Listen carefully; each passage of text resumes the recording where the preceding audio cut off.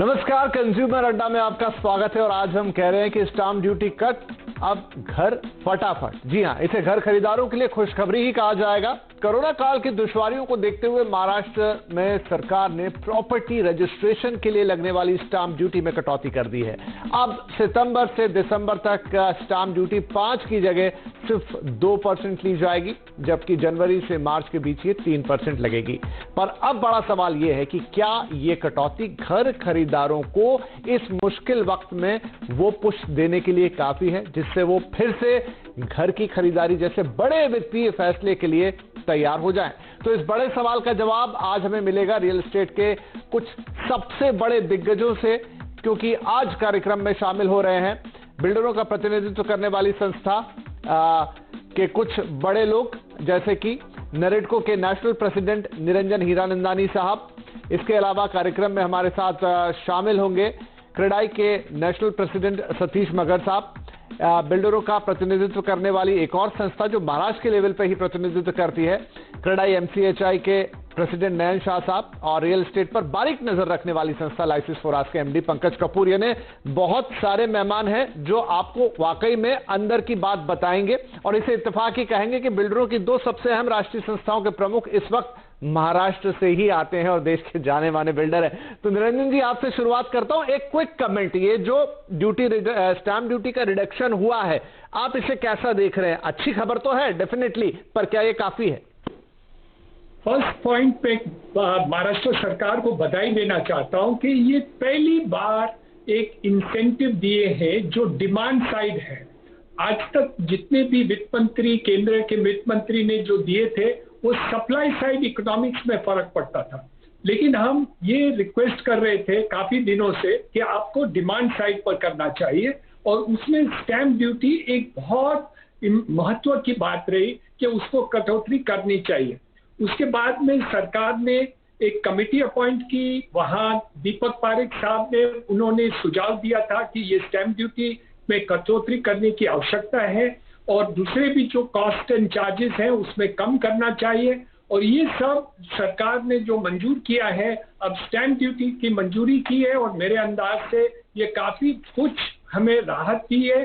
तो बायर्स में डेफिनेटली ये फर्क आ जाएगा। और उन्होंने जो ये सीमा की डेट दी हुई है 31 दिसंबर 2020, और जो सेकंड जो दिया है वो मार्च के डेट दिए है, वो बहुत अच्छी बात है, क्योंकि लोगों को समय लगता है कि एक घर खरीदे तो कुछ महीने लगते हैं, फाइनेंसिंग अरेंजमेंट करने हैं, तो काफी लोग इसमें फायदा उठा सकते हैं। और मेरे अंदाज से इसका मल्टीप्लायर इफेक्ट 260 इंडस्ट्रीज के ऊपर आएगी, क्योंकि रियल एस्टेट जैसे बढ़ोतरी हो जाए तो मेरे अंदाज से और भी इंडस्ट्री फर्क पड़ेगा, और लेबर जो माइग्रेंट लेबर बेरोजगार हो गए थे वो वापस काम पर आ जाएंगे। तो मेरे हिसाब से इसका मल्टीप्लायर इफेक्ट बहुत बड़ा होगा, और जो कलेक्शन होगा मेरे अंदाज से और ज्यादा होगा, कम नहीं होगा। राइट।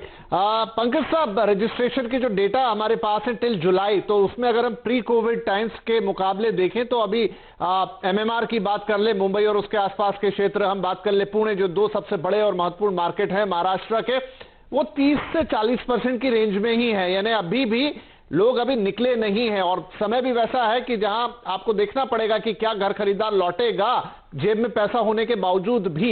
आपको क्या लगता है, ये स्टैंप ड्यूटी का रिडक्शन उसे बाहर निकालने में कामयाब रहेगा? देखिए, कोशिश जरूर है, और मेरे ख्याल से स्टेट लेवल पे जो भी इंटरवेंशन होना था वो उन्होंने कर दिया, बट मुझे नहीं लगता ये इतना काफी है। बट हैविंग सेड दैट, फिर भी ये जरूरी था, स्टैंप ड्यूटी में कम होना जरूरी था, क्योंकि आज के दिन कंज्यूमर के पास काफी बड़े बड़े इनर्शियाज हैं, जॉब इनसिक्योरिटीज हैं, सैलरी कट्स हो गई हैं। दूसरी तरफ से एक दूसरा इनर्शियाज ये है कि आज घर खरीदेंगे तो उसमें कल प्राइस करेक्शन का रिस्क हो सकता है, एग्जीक्यूशन रिस्क हो सकता है। तो इस वक्त एक एप्रीहेंसिव माइंड है और वो आगे बढ़ के खरीद नहीं रहा है। और ये आपको रजिस्ट्रेशन के डेटा से भी दिख रहा है कि आप जून क्वार्टर में हम 30%, 31% पे हो गए थे, जुलाई में ज्यादा इंप्रूवमेंट नहीं दिखाई दिया। तो ये दिखाई दे रहा है कि जो मार्केट है उसमें एक स्लो डाउन बड़े लेवल पे आ गया, और अगर हमें इस मार्केट को रिवाइव करना हो, प्री कोविड लेवल के ऊपर लेके जाना है, तो सम डिमांड साइड से बड़े इंसेंटिव्स आने जरूरी थे। तो स्टेट गवर्नमेंट ने अपने लेवल पे कर दिया है, लेकिन अभी बिल्डर्स और सेंट्रल गवर्नमेंट को भी कुछ ना कुछ फर्दर इंसेंटिव्स देके आने पड़ेंगे। मुझे नहीं लगता कि ये इतना कारगर सिद्ध होगा कि ऑल ऑफ ए सडन इसकी वजह से एक बड़ा फ्लिप आ जाए। ये एक पोर्शन है जो स्टेट के हाथ में था, उन्होंने अपनी बिट की है, but I think the builder को भी साथ में कुछ डिस्काउंट और बिल्कुल आपने एक पॉइंट कहा। अभी नयन जी जुड़े और सतीश जी जुड़े, उससे पहले निरंजन जी से क्विक कमेंट यहाँ ले लेता हूं।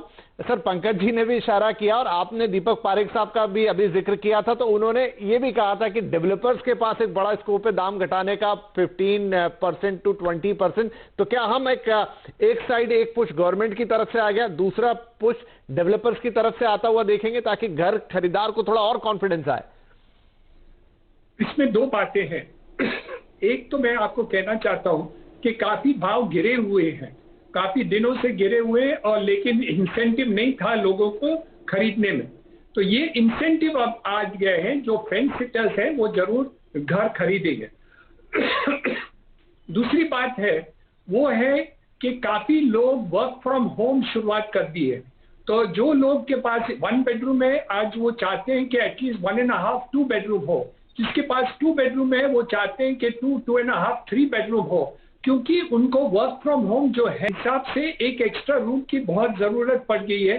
और जहां बच्चे हैं वो स्टडी फ्रॉम होम करते हैं।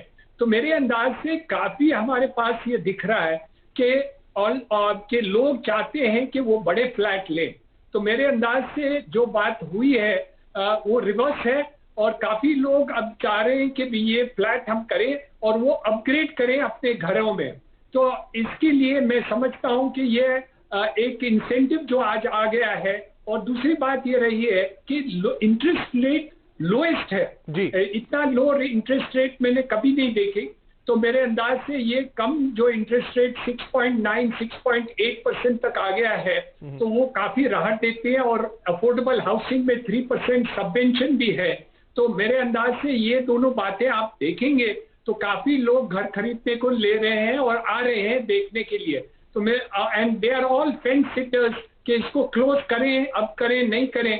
तो मेरे अंदाज से ये जो कम हुआ है 3% स्टैंप ड्यूटी, उसके कारण और इंटरेस्ट रेट कम होने के कारण, ये दोनों आप मिला लेंगे साथ में, तो ये काफी बड़ी इंसेंटिव्स हैं घर खरीदने वालों की। ठीक है, तो अभी नयन सर और सतीश सर भी आ गए हैं, उन्हें भी शामिल करते हैं चर्चा में। And Satish sir, thank you very much. आप ट्रैवल कर रहे हैं लेकिन फिर भी आपने अपनी गाड़ी को साइड में खड़ा करके चर्चा के लिए वक्त निकाला है। तो जैसा सर कह रहे थे निरंजन जी, मैं एक सवाल थोड़ा समझना चाहूंगा मैं, क्योंकि सेंटिमेंट के माध्यम से इसे देख रहा हूं इस समय जिस वक्त से हम गुजर रहे हैं। बहुत ही अच्छी बात की स्टैंप ड्यूटी में रिडक्शन हुआ है। एवरेज प्राइस में पकड़ू 1 करोड़ के आसपास हुई घर की, तो पहले जो 1 करोड़ 5 लाख देने होते थे वो अब 1 करोड़ 2 लाख आपको देने होंगे।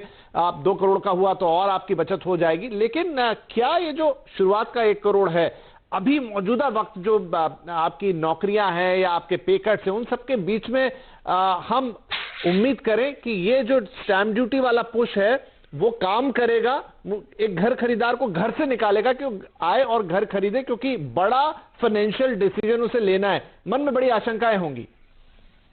मैं 1 करोड़ 2 करोड़ की बात नहीं करूंगा, मैं 40 लाख 50 लाख की बात करूंगा। ओके। जहाँ पे अपफ्रंट रिडक्शन जो मिल रहा है जी, जो बेनिफिट मिल रहा है वो लोगों के लिए बहुत ही फायदेमंद होगा। दूसरी बात ऐसी है कि वो पूरा अपफ्रंट तो पैसा नहीं भरता है, बैंक का लोन इतना सस्ता है, तो वो अगर लोन लिए बैंक से, अगर उसमें इंटरेस्ट अभी बेनिफिट का जो बेनिफिट इंटरेस्ट का जो बेनिफिट है वो अगर ले, तो उसको अपफ्रंट पेमेंट जो करना पड़ती है लोन छोड़ के, जो उसके मार्जिन है उसमें जो कटौती आती है वो काफी फायदेमंद हो जाएगी अभी। राइट, ये this is a good point. Nayan साहब, क्या हम माने कि जो थोड़े से अफोर्डेबल साइड के घर हैं, जहां 40 से 50 लाख की रेंज आती है, और इनफैक्ट अब तो हम देख रहे हैं कि मुंबई जैसे शहर में भी, जहां पर पहले हम एवरेज साइज 1 करोड़ का देखते थे, वहां पर भी काफी अफोर्डेबल हाउसिंग में बढ़त हुई है, तो क्या उस सेगमेंट में एक बड़ा पुलर ये स्टैंप ड्यूटी कट साबित होगा? बिल्कुल होगा। मैं उसका एक एक्सप्लेनेशन देता हूं कि जैसे रियल एस्टेट की मार्केट को अगर आप एक पिरामिड समझो, ट्रायंगल समझो, तो टॉप में बैठा हुआ है वो कस्टमर जो नया घर लेता है, उसके नीचे पूरी रियल एस्टेट मार्केट आप समझो, 10 साल पुराना घर, 20 साल पुराना घर, 30 साल पुराना घर, 5 साल पुराना घर। क्या होगा कि जैसे मैं पुरानी गाड़ी बेच के नई गाड़ी लेता हूं, ऐसे ही लोग क्या करते हैं, अपना जूना घर बेच के टॉपअप करके नया घर लेते हैं। तो ये स्टैम्प ड्यूटी रिडक्शन से क्या होगा, पूरे मार्केट में जो सेकेंडरी मार्केट है उसमें मूवमेंट होगी। उसकी वजह से जो आदमी फ्लैट बेचता है उसको पैसा आएगा, वो टॉपअप करेगा जैसे मगर साहब ने कहा, और विथ लोएस्ट इंटरेस्ट रेट वो अपना नया घर खरीदेगा। तो अफोर्डेबल हाउसिंग सेगमेंट में ये सबसे बड़ा एक पुलर आ गया अभी ये स्टैम्प ड्यूटी रिडक्शन का, क्योंकि वो सारे लेवल की जो अलग अलग ट्रांजैक्शन हो रही है, वो सारे ट्रांजैक्शन को कन्वर्ट करके एक सेल के रूप में आएगी, लिक्विडिटी मार्केट में आएगी, लिक्विडिटी मार्केट में आएगी, वो अपना ओसीआर दे पाएगा, ओसीआर दे पाएगा तो स्टैम्प ड्यूटी रजिस्ट्रेशन होगी, स्टैम्प ड्यूटी रजिस्ट्रेशन होगी तो लोन पास होगी, लोन पास होगी तो आगे की गाड़ी चलेगी। तो this is going to have a multiplier effect. ये बेसिक चीज होने वाली है मार्केट के अंदर। अगर आप देखना चाहो इसकी एनाटॉमी क्या होगी, this is the anatomy that is going to happen in the market. नहीं ठीक है, आपने बहुत बढ़िया से समझाया। मैं पंकज जी पे जाता हूं, उससे पहले एक रिएक्शन में और लेना चाहूंगा सतीश जी से। सतीश जी ये बताइए कि यहां पर हम ये 40-50 लाख 60 लाख इवन पकड़ ले, वहां के ब्रैकेट में एक मूवमेंट की आप बात कर रहे हैं कि ये मूवमेंट आता हुआ दिखाई देगा, लेकिन क्या सर्किल रेट इसके कहीं आड़े आएगा? अगर सरकार को स्टैम्प ड्यूटी कट करना था तो थोड़ा सर्किल रेट, जिसके लिए आप लोग हमेशा पुश करते रहे हैं कि उसको भी थोड़ा रियलिस्टिक बनाएं, अगर वो चीज होती तो ये सच में फायदा बड़ा होता और घर खरीदार के लिए एक वाकई बहुत बड़ा इंसेंटिव होता, पुश होता कि वो बिल्कुल सोच के निकल आए कि मैं डरूं नहीं, ये मौका है, इसका फायदा उठा लूं। सर्कल रेट तो कम करना ही चाहिए, 15 to 20% तो कटौती देनी चाहिए, क्योंकि इनकम टैक्स का प्रोहिबिटिव सेक्शन जो है उसमें 10% बिलो सर्कल रेट आप बेच सकते हैं। और अगर गवर्नमेंट ने और 20% से अगर कम की, तो अगर किसी को लिक्विडेट करना है स्टॉक, किसी को कैश यानी पैसा पूंजी जमा करनी है, या कोई बायर बार्गेन करके पैसा फ्लैट कम दाम में अगर लेना चाहता है तो वो ले सकता है। तो स्टैम्प ड्यूटी कटौती के साथ हमें लगता है कि कम से कम 15 से 20% आप सर्कल रेट कम होना चाहिए across the board. Right Pankaj ji, ना आपने सारी बातें सुनी, अब मुझे बताइए कि प्रैक्टिकली घर खरीदार के लिए इसमें कितना बड़ा पुल है?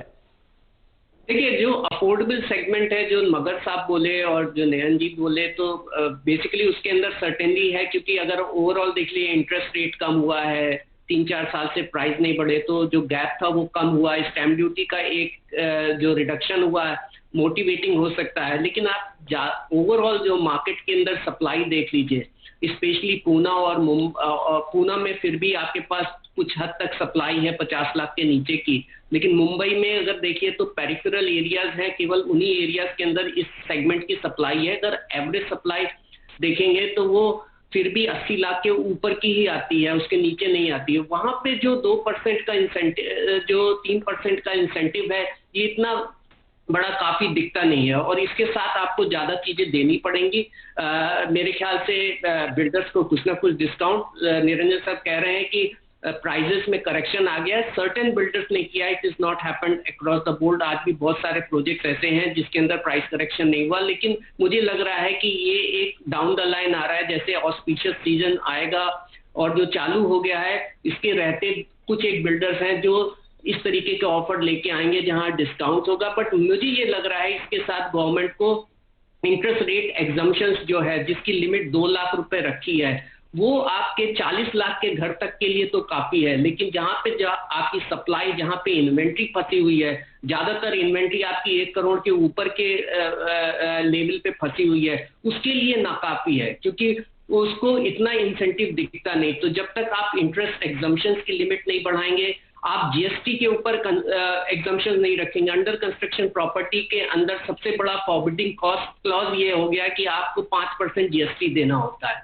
Which is also a big impediment. और इसके लिए ये हो रहा है, ज्यादातर डिमांड जो है वो रेडी की तरफ झुकती चली जाती है, और बिल्डर की प्रॉब्लम पड़ रही है because he has to borrow more to ready his project. जी जी, इन दैट सेंस गवर्नमेंट को ये भी सोचना पड़ेगी कि अंडर कंस्ट्रक्शन की जब तक सेल्स चालू नहीं होगी तब तक हम इस विशियस सर्किल को तोड़ नहीं सकते। तो जीएसटी के ऊपर भी जिस तरीके से स्टैम्प ड्यूटी पे काम किया है, अगर गवर्नमेंट लेके आए तो ये समागम होगा कि इंटरेस्ट रेट कम हुए। तो आप पंकज साहब आप कह रहे हैं कि अब यहाँ पर आपने सर्किल रेट तो घटा दिया, अगर हम महाराष्ट्र की बात करें थोड़ा जीएसटी की तरफ भी देख ले और इंटरेस्ट सबवेंशन अगर थोड़ा और बढ़ जाए, ये बातें हैं, लेकिन ये कब तक होगा? अब सरकार की तरफ से आना है तो मालूम नहीं इसमें कितना वक्त लगेगा। एक डिसीजन है जो राज्य सरकार का है और दूसरा होगा जो कि जीएसटी काउंसिल से पास होकर आएगा और उसमें बहुत सारे स्टेक होल्डर्स होंगे, शायद उसके लिए इंतजार करना होगा। लेकिन आपने जो एक प्रश्न उठाया कि जो थोड़ा सा हायर साइड पे प्रॉपर्टी है 1 करोड़ या उससे ऊपर, क्या वहां पर बायर को हम ला पाएंगे या वहां पर थोड़ा सा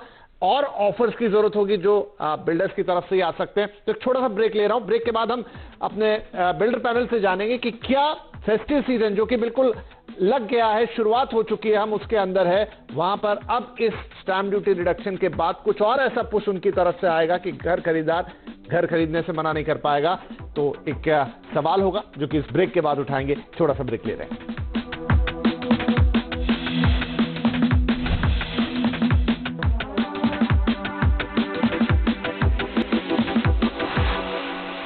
कंज्यूमर अड्डा में आज बात हो रही है कि महाराष्ट्र के अंदर स्टैम्प ड्यूटी घटा दी गई है प्रॉपर्टी पे। सरल शब्दों में कह दूं तो आप 50 लाख का मकान खरीदे तो आपको 1.5 लाख रुपए का, और अगर आप 1 करोड़ तक का मकान खरीदे तो आपको करीब 3 लाख रुपए तक का फायदा होगा। हमारा पूरा पैनल हमारे साथ मौजूद है, चर्चा को आगे बढ़ाते हैं। यहाँ पर मगर साहब मुझे ये बताइए, जो हम कह रहे थे फेस्टिव सीजन आ गया है, अब क्या हम डेवलपर्स की तरफ से भी देखेंगे कि उनकी तरफ से भी एक थोड़ा सा एक्स्ट्रा डिस्काउंट, या वो चाहेंगे कि अगर खरीदार निकल कर आ रहा है तो वो घर वापस ना जाए, सरकार की तरफ से कट हो गया, यहां पर बढ़िया ऑफर्स और डिस्काउंट्स भी मिलेंगे? जितना मार्जिन था, जितना रेडी रेकनर रेट से जुड़ा हुआ था, उतना सब तो हो गया। अभी इसके ऊपर अगर जहाँ पे चांस है, जहाँ पे कर सकते तो लोग कर भी सकते हैं, लेकिन रेट्स तो स्टेबलाइज हुए, पूरे रेट्स नीचे आ गए, जितने रेट्स आना थे उतने भी आ गए। तो उम्मीद तो ज्यादा नहीं है, लेकिन फिर भी जहाँ पे भी कोशिश हो सकता है वहां पे कर सकते हैं हम। राइट। नयन भाई क्या कहेंगे? अगर मैं मुंबई की बात करूं जहां एवरेज प्राइस थोड़ा सा ऊपर है, यहां पे आपको करोड़ रुपए तो लग ही जाता है ठीक ठाक मकान खरीदने में, यहां पर कस्टमर के लिए थोड़ा एक्स्ट्रा बेनिफिट देने की कोशिश होगी अगर वो सीरियसली टेबल पर आता है? सर साहब ने कहा कि कैसे है कि भाई एक हर एक बिल्डर अपना अपना एक स्कीम चलाएगा, एक पैकेज चलाएगा कि जहां पे वो कहेगा अगले 15 दिन तक अगर आप बुक करते हो तो तुम्हें शायद हम और 2% और 3% हम आपको इंसेंटिव दे। तो जिसकी वजह से जो 2% स्टैम्प ड्यूटी है वो उसका निकल जाता है, जो अफोर्डेबल रहेगा उसका 1% जीएसटी है वो भी निकल जाएगा। तो शायद ऐसे बिल्डर शायद स्कीम लाए 15 दिन के लिए, 1 महीने के लिए, बट जैसे कहा कि the rates are at the lowest, तो और मेजर डिस्काउंट की कोई पॉसिबिलिटी मुझे दिखती नहीं है। बट यस, स्कीम ला सकते हैं लोग, कोई ना कोई रीजन देके स्कीम ला सकते हैं। नहीं नयन भाई, ये काफी अच्छे शब्द है आपके, और आई थिंक ये घर खरीदारों को खुश करेंगे कि आपके लिए मौका बनेगा। आप जाइए तो सही, एक बार निकलिए तो सही। अगर 15 दिन या 20 दिन के लिए भी स्कीम आती है तो आपके लिए और 1-2% का फायदा होगा। नहीं सर, 5% को घटा के 2% पे लाना, लेकिन एक LBT लोकल बॉडी टैक्स भी यहाँ पर था जिसकी भी मांग रखी गई थी, 1% के आसपास वो लगता है, क्या उसको भी कट करते थोड़ा और बेनिफिट होता? जो मांगे रखी थी वो काफी अलग अलग थी। एक स्टैम्प ड्यूटी की बात थी, एक जीएसटी की बात थी, और जितने भी लोकल टैक्सेस हैं, और लोकल टैक्सेस के अलावा जो डेवलपमेंट चार्जेस और एडिशनल FSI के जो चार्जेस लोकल बॉडी अथॉरिटी लगाती है या सरकार लगाती है कन्वर्जन ऑफ यूजर के बारे में, इंडस्ट्रियल टू रेजिडेंशियल, वो भी जो लगा रही है वो काफी ज्यादा है। आप देखेंगे कि ये सब आप मिलाते हैं तो कोई भी मुंबई शहर में 10,000 रुपये फुट से कम नहीं बेच सकते, क्योंकि वो जो एडिशनल FSI का कॉस्ट है वो बहुत ही ज्यादा है। बुलुन तक जगह देखेंगे तो आप 10,000 से कम नहीं बेच सकते। तो मेरे अंदाज से ये काफी, इसमें भी करेक्शन करने की आवश्यकता है। लेकिन हम बात क्या कर रहे हैं? हम ये कह रहे हैं कि इतने महीनों से हम ये मांगे कर रहे हैं, और ये कोविड की सिचुएशन इतना बुरा है, रियल एस्टेट की हालत खराब है, तो हमें कुछ मदद चाहिए थी।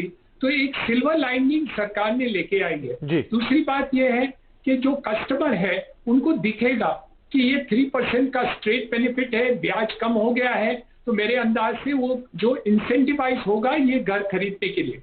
और तीसरी बात जो मगध साहब और नैन साहब ने कहे कि जो रिमोटर एरियाज में है या आउटलाइन एरियाज है, मुंबई हो पे आउटलाइन एरियाज है, जहाँ 50 लाख के आसपास की जो है वहां बहुत ही फर्क पड़ जाएगा, बिकॉज ये छोटा सा मार्जिन भी बहुत बड़ी बात होती है। और EMI कम होने के कारण काफी लोग जो पहले कभी सोच नहीं सकते थे कि हम घर खरीदे, वो बिल्कुल ले पाएंगे सर, क्योंकि मेरा समय बिल्कुल समाप्त हो गया। पंकज सर, एक लाइन में आपने हमारे पूरे डेवलपर पैनल को भी सुना, जो सरकार की तरफ से कटौती थी वो आ गई, और फ्लेक्सिबिलिटी हम मान रहे हैं कि शब्दों में है कि अगर कोई आएगा तो उसके लिए पूरे चांसेस है कि उसको उसकी डील मिलेगी। एक लाइन में आप बताएं, क्या घर खरीदार को निकलना चाहिए?